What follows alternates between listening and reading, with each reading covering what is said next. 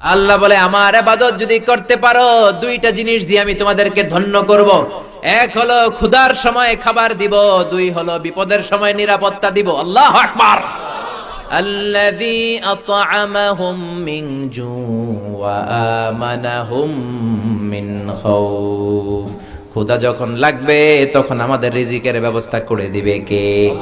ওয়া আমানাহুম মিন খাউফ। বিপদের সময়, ভয়ের সময় আমাদেরকে সিকিউরিটি দিবে কে?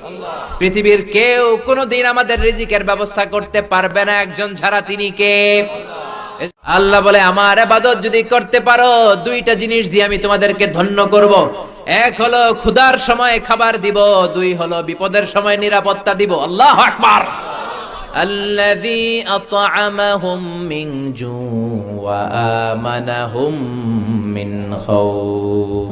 ক্ষুধা যখন লাগবে তখন আমাদের রিজিকের ব্যবস্থা করে দিবে কে?